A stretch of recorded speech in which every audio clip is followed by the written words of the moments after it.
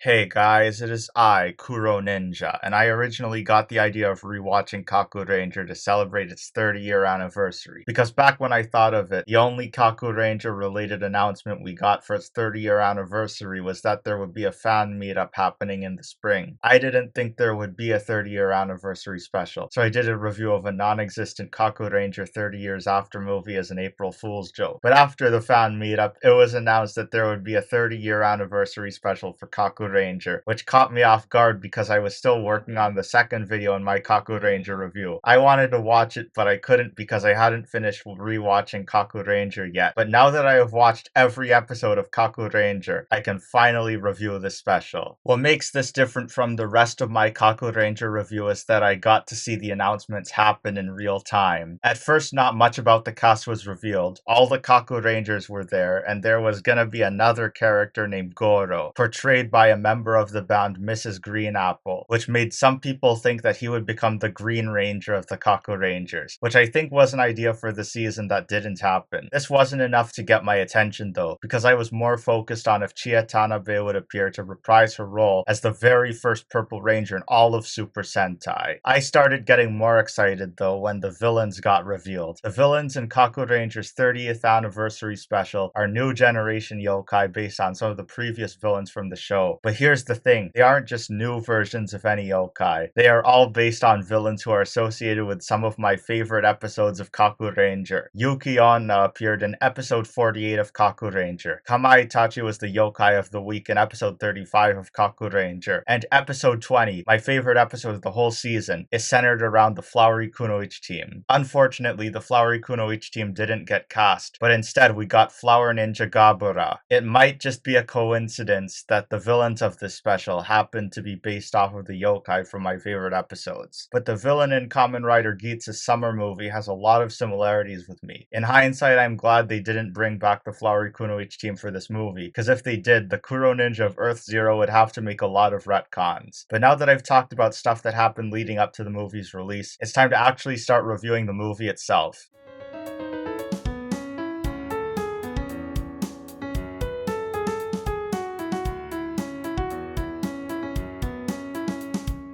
The movie plays exactly like a typical episode of Kakuranger, complete with a new version of the opening. It feels like the only thing that makes it different is that the Kakurangers are now in their 50s. You can tell that the higher powers of Earth Zero went all out when making the special. In fact, the narrator has returned, but with a new face. The narrator gives a recap on what happened at the end of Kakuranger, and then reveals that the new generation yokai were created from hatred on social media and the internet. The story starts in Los Angeles, probably on a Friday night. Jiraiya is investigating something when he encounters someone who fights against him. The mysterious person then disappears, so Jiraiya goes after him. Meanwhile, Sasuke is helping older yokai settle into the human world, probably to atone for all those times he was being mean to the Purple Ranger of the Flowery Kunoichi team. Tsuruhime is now running a daycare with Boon. Seikai is an antiques dealer who became wealthy, and Saizo is still running the crepe business with Nekomaru, but business isn't doing so well. There's a new character named Goro, who is the adopted son of Seikai, and he tries to help Saizo out with a business by showing him how to promote stuff on social media. Alright, now I must warn you, we are about to enter spoiler territory. If you have already seen the Kakuranger 30-year anniversary special, go ahead, continue watching. But if you haven't seen it and you're planning to watch it later, click off this video right now. You have been warned. Okay, so anyway, Saizo and Goro are buying groceries when suddenly they meet a mysterious woman who gives them an invitation to the Desire Grand Prix. Hey, wait a minute, this isn't the right script.